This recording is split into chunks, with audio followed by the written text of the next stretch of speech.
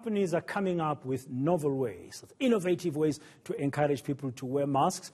And South African company Copperfresh has started making pink masks which are capable of self-sanitizing. Co-founder of Copperfresh, David Ash, is joining me now on the Midday View to speak to us about their innovative idea. David, good afternoon and welcome to the Midday View on eNCA. Firstly, what gave you the idea to come up with this pink mask, and what is a pink mask? I see you're wearing one and you've just taken it off.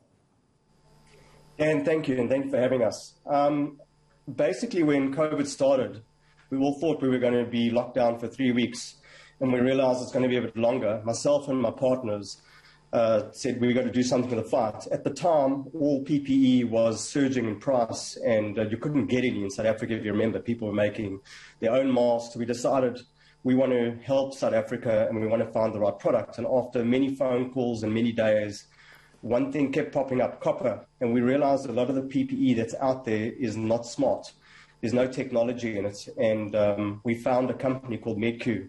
And we were blown away by this technology. And the technology, basically, anything that lands on the material within 1 minute to 5 minutes is killed. And we thought we have to get hold of this, and we've got to bring it to South Africa. We decided to build a factory in Johannesburg, and the whole mission is to help South Africa fight COVID and diseases going forward. Okay, you said anything that lands on it, it kills. Does that include viruses and bacteria of all sorts? Correct. It does. So functionally, the property of copper oxide is what we impregnate into the material, and how it works. And copper has been used for thousands of years. But how it works is that antimicrobial material, anything that lands on it, it actually breaks it down. The copper oxide is toxic to the bacteria cell, and eventually the copper ions cause the cell to rupture. The cell then loses its vital structure and finally dies. Copper has multiple pathways that damage the virus and the bacteria, so it makes it difficult for viruses and bacteria to become resistant to its powerful effect.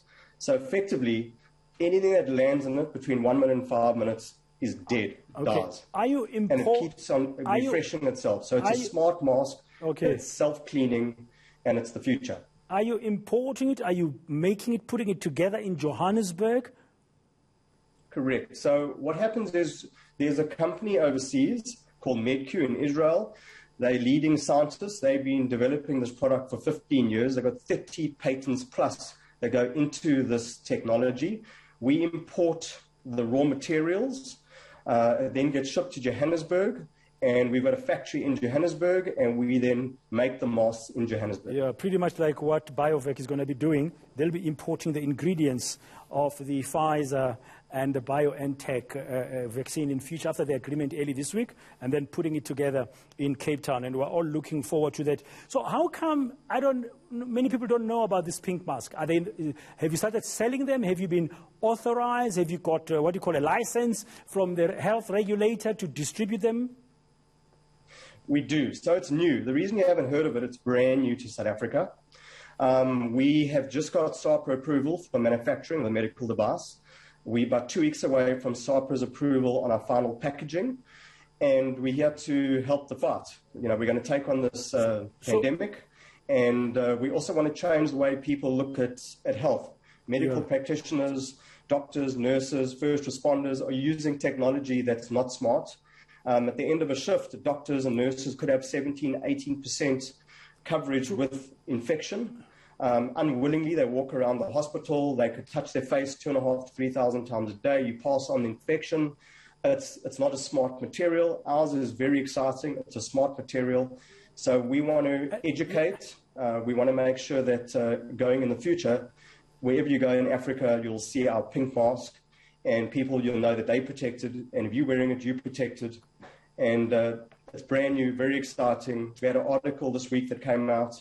Our phones have been ringing off the hook. People are worried, they're scared. They need the right tools. They want to leave their home, but they want to make sure they're protected. Yeah, you're making a very Copperfresh. You're making a very strong case for your product. But the South African Products Regulatory Authority, the health guys, SAHPRA, have already approved this product, you're saying. But the next phase of approval is for what? What is it exactly that's still outstanding from an approval perspective before you go into mass production? So we have, the only thing we're waiting for is what we can say on the packaging. They like to look at the final packaging, the picture you have, what you're saying on the package. SAPRA have already given us approval. The technology has international approval around the world. It's got CE approval. It's got TUV approval. Okay, and you're expecting, have been there. Yeah, so you're expecting that final South African approval from the health regulator to come in the next 2 weeks, and then you'll be going. Now, sometimes some things may sound too good to be true. So just to establish, you're not selling people something false or fake. You're selling people something that's been tested, used elsewhere, and approved in other jurisdictions. And the first phase of the South African approval has been done. You're just waiting for the next phase around the packaging. How much will this cost finally when you've produced it and you are starting to distribute it and people can then start buying it? Okay, so Dan, I'm going to answer that first question or statement. 15 years in the making, this technology, 30 patents, and over 30 international medical journals written on it, and scientific journals. We want to get the mask, the introductory price is around about 30 Rand a mask. Masks of technology are usually sold in South Africa for over 1,000 Rand. Part of our vision is to make this mask as cost effective as possible, that everyone in Africa can wear this mask. So we are trying hard to bring the prices down.